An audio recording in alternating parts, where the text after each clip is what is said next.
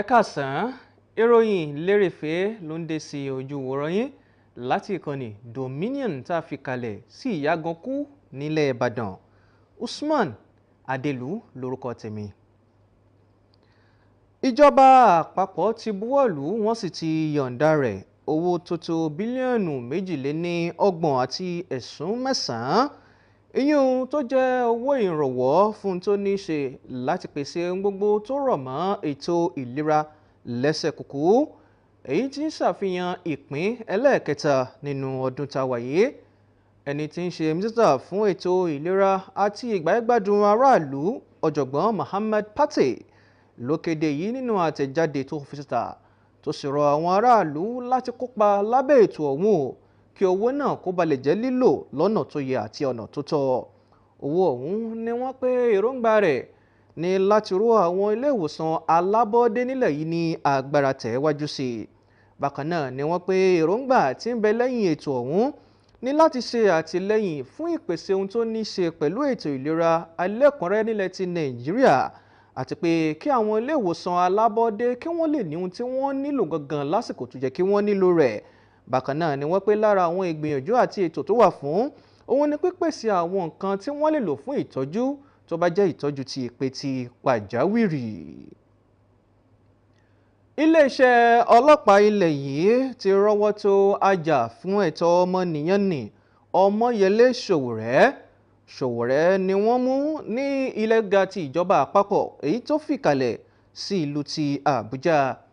Gẹ́gẹ́ bí ẹni tó jẹ́ agbẹjọ́rò ajàfẹ́tọ̀ọ́ ọmọnìyàn ní Inibehe Effiong tó fi sórí ìtàkùn ayélujára X rẹ̀, ibẹ̀ ló ti fẹ̀sùn kan iléeṣẹ́ ọlọ́pàá àti ìṣàkóso ààrẹ Bọ́lá Tinubu wípé wọ́n ń kó iyán ẹ̀ka ìdájọ́ ilẹ̀ yìí wọ́n ń kó iyán rẹ̀ kiri. Sowore tẹ́lẹ̀ rí ló ti fi sórí ìtàkùn ayélujára ìbánidọ́rẹ̀ẹ́ ti Facebook wípé òun ń bẹ̀ ọ́ pẹ̀lú Kanu Agabi, ẹni tó ń léwájú àwọn agbẹjọ́rò fún Nnamdi Kanu yẹn ní ilé ẹjọ́ gíga ti ìjọba àpapọ̀ èyí tó fìkàlẹ̀ sí ìlú Àbújá lọ́hùn-ún. Àwọn èèyàn ni wọ́n ti ń kọminú tòun kọmi òde o lórí okun agbára àti ìdúróṣinṣin àwọn ẹgbẹ́ alátakò láti jẹ́ kí ètò ìjọba àwara ilẹ̀ yìí kó lè mọ tẹ̀ wájú sí i. Ẹ̀wẹ̀, nínú ìkọminú ọ̀hún ni wọ́n pé ó ṣeé ṣe o kí àwọn ẹgbẹ́ alátakò kí wọ́n máa pàdánù ìmúyányán wọn sí látàrí ìkùnsínú èyí tí ń wáyé nínú ẹgbẹ́ wọn, àti pé bí àwọn èèkàn nínú àwọn ẹgbẹ́ wọ̀nyí bí wọ́n ti ń kúrò nínú ẹgbẹ́ náà bọ́ sínú ẹgbẹ́ òṣèlú ti All Progressives Congress APC èyí tí ń ṣe ìṣàkóso lọ́wọ́ lórí àlééfà. Àwọn tí wọ́n jẹ́ olùyànnàná ohun tó ń lọ ní àwùjọ wa ni wọ́n pé bí àwọn èèkàn yìí bí wọ́n ti ń kúrò nínú ẹgbẹ́ òṣèlú wọn tí wọ́n sì ń bọ́ sínú ẹgbẹ́ òṣèlú míì ń ṣàfihàn àyípadà lágbọ́nrin ètò ìṣèjọba lásìkò tí a wà yìí. Wọ́n ní gangan ló jẹ́ èyí tó ń kọni ní òmìnú.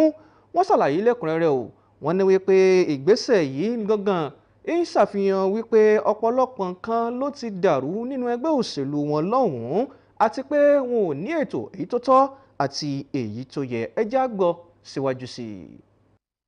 Wà lórílẹ̀‐èdè Nàìjíríà òjẹ́ ń lé eégún òjẹ́ ń lé orò ni wọ́n. Ẹ wà nínú ẹgbẹ́ kan lónìí tó bá tún di ọ̀la ẹ tún sọ pé ẹ lọ sí ẹgbẹ́ míì, kò yẹ kó rí bẹ́ẹ̀. Wọ́n ní ojú àfọ̀ọ̀fọ̀ tán ìjà ní mú wá. Tá a bá ní ẹgbẹ́ kan la wà, ẹ jẹ́ ká mọ̀ pé ẹgbẹ́ tẹ̀ ń ṣe nìyí, ṣé ẹgbẹ́ progressive lẹ́wà àbí ẹgbẹ́ conservatives. Àmọ́ ẹ̀ ń ya lọ nítorí nǹkan tó fẹ́ lọ rí nínú ẹgbẹ́ tí ó ń ya lọ sí tí ò dẹ̀ yẹ kó rí bẹ́ẹ̀. Eléyìí ò dára tó fún ìdàgbàsókè òṣèlú orílẹ̀-èdè Nàìjíríà. Àwọn ará ìlú kankan ni wọ́n pé àìsí ìṣọ̀kan èyí tó múnádóko àti ìlànà àátẹ̀lé nínú ẹgbẹ́ àwọn òṣèlú alátakò yìí gangan ló ń fún ẹgbẹ́ tí ń ṣe ìṣàkóso lọ́wọ́ láti mọ nàyẹ́ síwájú sí i. Látàrí bí a ti ń wo ètò ìdìbò ọdún 27 lọ́ọ̀kan yìí, ọ̀pọ̀lọpọ̀ ìbéèrè ló ti ń ṣúyọ o lórí wípé ṣé kìí ṣe pé òpin ti ń dé bá ẹgbẹ́ alátakò nílẹ̀ yìí láti mọ fi lògbòlògbò ẹgbẹ́ tí ń ṣe ìṣàkóso lọ́wọ́ lórí àlééfà. Ẹgbẹ́ òṣèlú ti All Progressives Congress APC ẹ̀ka ti ìpínlẹ̀ Ọ̀yọ́ ti ṣàpèjúwe ìjábọ̀ kan tó ta fóró síta o wípé ìṣàkóso ìpínlẹ̀ yìí ti gbé jáde pé ẹnikẹ́ni èyí tó bá fẹ́ ṣe ìnáwó yóò máa san owó orí fún ìjọba. Wọ́n pé irúfẹ́ òfin gangan ó jẹ́ èyí tó tako ìgbáyégbádùn aráàlú tó sì jẹ́ èyí tí kò bá ojú mu àti etí gbọ́. Wọ́n wá rọ gómìnà láti tètè pàṣẹ wípé kí wọ́n yí òfin náà padà lẹ́yìn òṣọ́kà. Àtẹ̀jáde èyí tó bọ́ síta sí ọwọ́ àwọn oníròyìn ní ìlú Ìbàdàn látọwọ́ ẹni tí ń ṣe akọ̀wé olùpolongo wọn Ọláwálé Ṣàdàrè ni wọ́n fi ọ̀rọ̀ ọ̀hún di mímọ̀ o.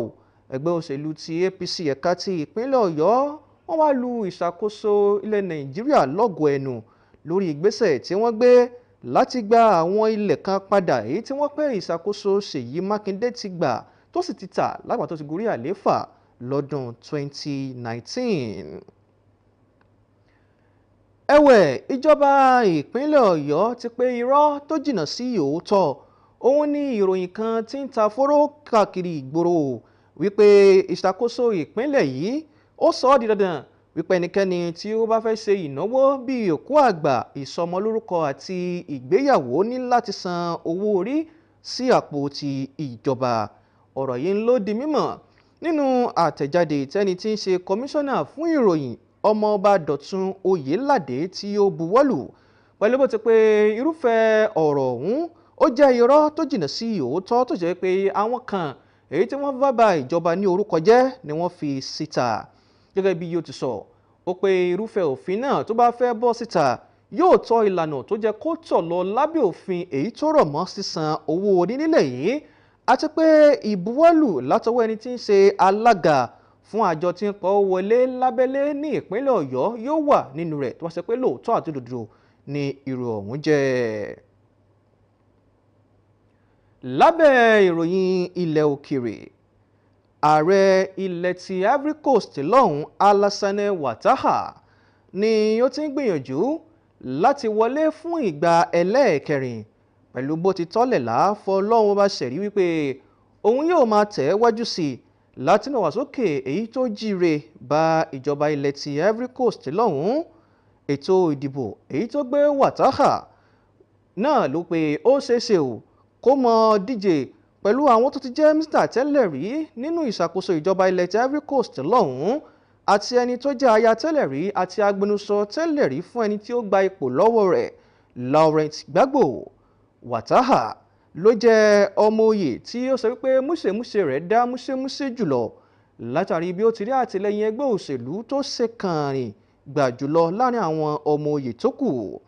Àwọn tí wọ́n jẹ́ èèkàn méjì tó ṣeéṣe kí wọ́n fi lògbòlògbò níbi tá a ti rí Gbagbo àti ẹnìkan tó jẹ́ aláṣẹ fún ilé iṣẹ́ kan tí wọ́n pè ní Credit Suisse tẹ́lẹ̀ rí Tidjane Thiam ni wọ́n ti fòfin dè lásìkò yìí ó wípé wọn ò láǹfààní láti díje dupò. Ààrẹ ilẹ̀ ti Amẹ́ríkà Donald Trump ló ti ṣetán láti rin ìrìn àjò lọ sí apá ilẹ̀ ti Asia nínú ọ̀sẹ̀ tá a wà nínú èyí pẹ̀lú bó ti ní èròǹgbà láti ṣe ìpàdé pẹ̀lú ẹni tí ń ṣe ààrẹ ilẹ̀ ti China lọ́hùn Xi Jinping látàrí ìgbésẹ̀ kí ètò ọrọ̀ ajé lágbàáyé kó balẹ̀ rúgọ́gọ́ sí i. Trump ni yóò rìnrìn àjò ọ̀hún lọ sí àwọn ilẹ̀ apá Asia níbi tá a ti rí ilẹ̀ ti Malaysia, Japan àti South Korea, èyí tí yóò jẹ́ ìrìn àjò rẹ̀ àkọ́kọ́ lọ sí apá orílẹ̀-èdè ọ̀hún látìgbà tí ó ti wọlé padà gẹ́gẹ́ bí ààrẹ ilẹ̀ ti Amẹ́ríkà. Trump ti sọ̀rọ̀ ṣàlàyé ó ní èròǹgbà òun lájájú pé gbogbo nǹkan lọ létòlétò tí àjọsọyépọ̀ èyí tó lọ́ọ̀rìn sì wáyé láàrin òun àti ilẹ̀ ti China kí gbogbo ohun tó ní ṣe pẹ̀lú ìjà ẹ̀mí jù ọ́ ìwọ òjòmí lágbọ́nrin pé ìjọba ilẹ̀ wo ló kọrin jùlọ lágbàáyé lákàrin ti ọrọ̀ ajé kó balẹ̀ odò lọ sí omi láàrin àwọn ìjọba ilẹ̀ méjèèjì. Lẹ́ka eré ìdárayá, ikọ̀ eléré ìdárayá ti rọ́gbì táwọn obìnrin ti ilẹ̀ yìí tá a mọ̀ sí Green Falcons ni wọ́n ti kópa fún ìgbà àkọ́kọ́ nínú ìdíje líìgì ti àgbáyé ti rọ́gbì táwọn obìnrin tí wọ́n sì jáwé olúborí pẹ̀lú 10-0 kojú alátakò wọn ìyẹn Ireland nínú ìfẹsẹ̀wọnsẹ̀ tani ó perégedé sí ń tá a mọ̀ sí àṣekágbá ikọ̀ ti Green Falcons ọ̀hún ni wọ́n kéde dídé wọn sínú ìdíje náà pẹ̀lú bí Fedilia Omohan bó ti kọ́kọ́ gbé Nàìjíríà lọ sókè nínú mímì àwọn àkọ́kọ́ tó ṣe pé àwọn tí wọ́n ṣàtìlẹ́yìn fún wọn inú ìdùnnú àtayọ̀ ni wọ́n wà nínú ìdíje ọ̀hún ní ikọ̀ Green Falcons ọ̀hún ti ń ṣe bẹ́ẹ̀ tí wọ́n ti fakọyọ fún ìgbà àkọ́kọ́ tí wọ́n láǹfààní láti kópa nínú ìdíje náà tí wọ́n sì ti pèrègédé sí àṣekágbá ọ̀hún ni wọ́n ti mọ́ kojú ilẹ̀ ti Fiji láti mọ ta ni ó jáwé olùgbọ̀ngàn nínú ikọ̀ méjèèjì. Ẹ láǹfààní láti darapọ̀ mọ́ wa lórí ìtàkùn àgbáyé www.dominion.org.ng láti mọ́ wò wá kétékété àti mọ́ bá wa sọ ohun tó ẹ fẹ́ bá wa sọ. Bákan náà lẹ láǹfààní láti bá wa dọ́rẹ̀ẹ́ lórí àwọn ìtàkùn ayélujára lórí Facebook, Instagram, TikTok, YouTube àti LinkedIn @Dominion Broadcast, lórí X @DominionCast. Ìròyìn lérèfé kò ní jù báyìí lọ lọ́sàn-án tòní lórí ìkànnì Dominion tá a fi kalẹ̀ sí Ìyágankú ní ilẹ̀ Ìbàdàn. Usman Adelu lórúkọ títèmi. Ẹ ṣeun bí ẹ ti ń wò wá o, ẹ máa yáṣẹ́ ó dìgbà kan náà.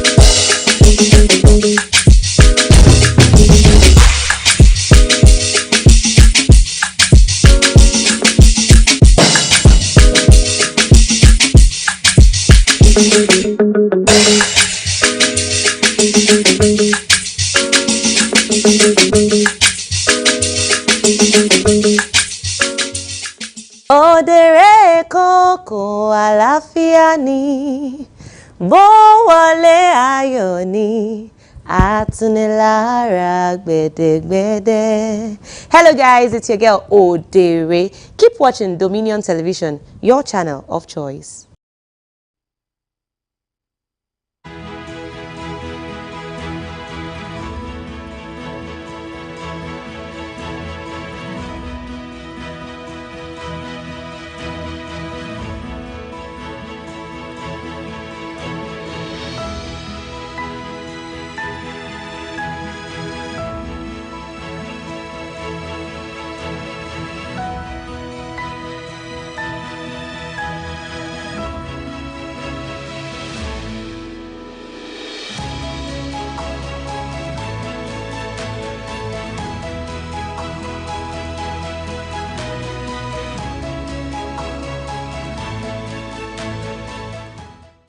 Hello, good afternoon. This is the news update on Dominion Television, Ibadan. I am Anoluwapo Idowu.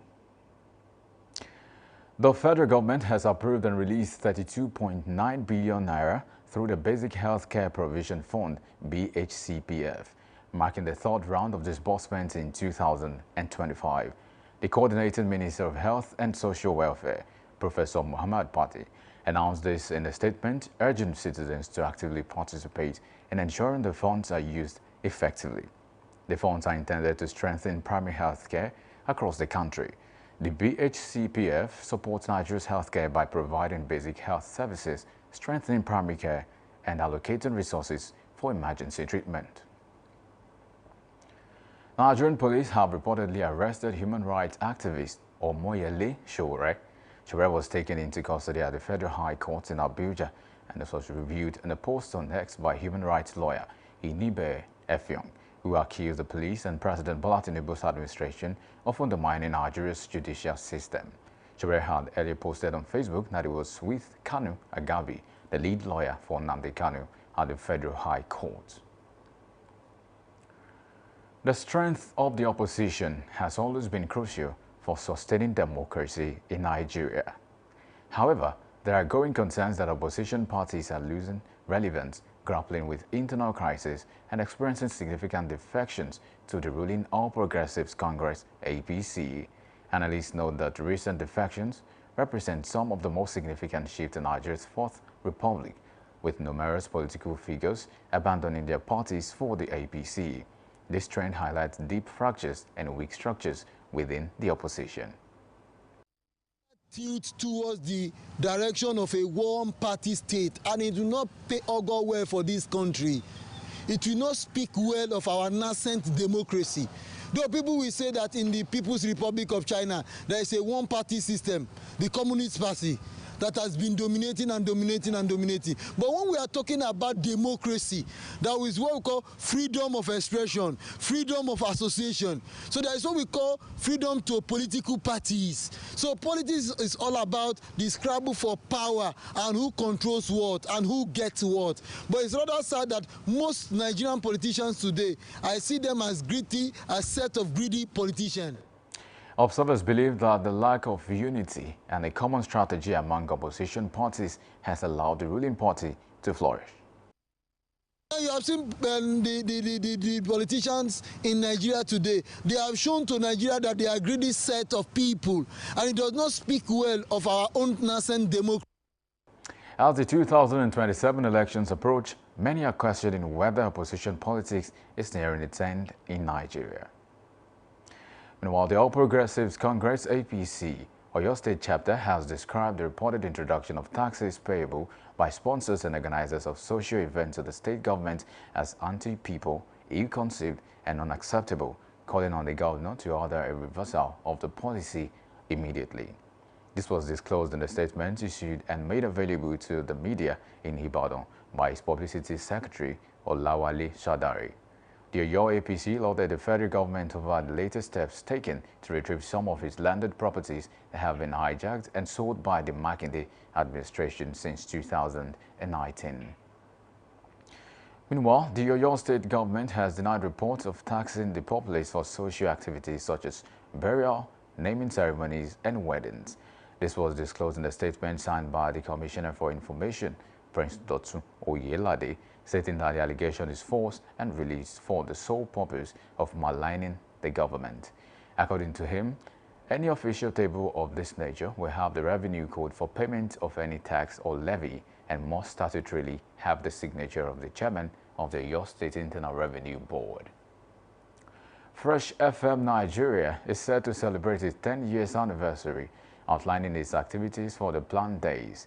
This was made known by the management of the media house on the first day of its celebration. Our correspondent, Sheifumi Akinsaya, has the report. The management of Fresh FM Nigeria has called on all and sundry to join in the celebration of its 10 years of establishment. This was reviewed at a one-day press briefing held in Ibadan, which marks the beginning of the 10 days celebration. Speaking during the event, the chairman of Fresh FM Nigeria, Dr. Yinka Ifele, stated that his major vision upon venturing into the business of broadcasting is to change the face, narrative, and system of broadcasting in Nigeria and across the world. He stressed that managing a radio station could be overwhelming, emphasizing that his focus and interest rest on the quality of content dished out. He used the medium as a reflection on his journey so far in the media space, capitalizing on his resilience art and consistency despite his health challenge. It all started December 12, 1997, on my way to Abeokuta when I had a ghastly motor accident. And that day, my life turned around. It just dawned on me that, wait, can't I even have a private radio There are some private radio stations in Ibadan already, but I thought that I can be part of them and even change the narrative, change the face of broadcasting, making an impact, and at the same time change the system of broadcasting. Representing Oyo State Governor Seyi Makinde, special advisor on media to the governor, Dr. Olanrewaju Sulaiman, described Ayefele as a talent manager, stating his contribution to the media industry in and outside the state. Meanwhile, the Assistant Director of National Broadcasting Corporation, Oyo State Branch, Sherifat Mohammed, expressed the excitement of the body on the achievements of the media house, advising media personalities to keep adhering to rules. We are celebrating determination. We are celebrating professionalism. All of these and more are what Fresh FM represents. Fresh FM has changed the story about radio programming. Dr. Ayefele is a talent manager. At the NBC are very happy because Fresh FM is like a tree we planted, we nurtured, and we saw it grow. We encourage you to continue to adhere to the rules. The event is expected to run for 10 days with different activities lined up. Sheifumi Akinsoya for Dominion News. And on the foreign scene, Ivory Coast President Alassane Ouattara is seeking a fourth term, vowing to build on nearly a decade and a half of consistent growth. The election puts Ouattara against two former government ministers, as well as the ex-wife and former spokesperson for his predecessor, Laurent Gbagbo. Ouattara is the only candidate with the backing of a strong political party, making him the clear favorite.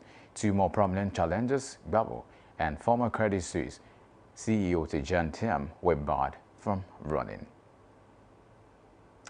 United States President Donald Trump is set to embark on a major trip to Asia this week, with all eyes on an unexpected meeting with Chinese leader Xi Jinping that has huge implications for the global economy. Trump said he was making a big trip to Malaysia, Japan, and South Korea, his first visit to the region since he returned to the White House in a blaze of tariffs and geopolitical brinkmanship.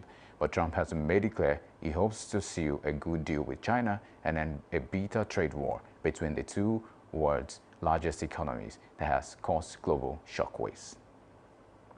And talking sports this afternoon, Nigeria's women's National Rugby League team, the Green Falcons, marked their first ever appearance at the Women's Rugby League World Series with a commanding 10-0 victory over Ireland in the semi-final clash held in Canada. The Falcons announced their arrival on the global stage in Asfidelia or Morgan, opened the scoring with Nigeria's first try of the tournament, igniting celebrations among fans and supporters worldwide. With this incredible debut, Nigeria has now booked a spot in the grand final, where they will face the Fiji Women's Rugby League team in what promises to be a thrilling encounter. You can visit our website on www.dominion.org.ng to watch us live and interact with us. You can also follow us across our social media platforms: Facebook, Instagram, TikTok, YouTube, and LinkedIn at Dominion Broadcast, and on Next at Dominion Cast. And that ends the news update on Dominion Television. I am Anu Luakpo Ido. Thank you for watching.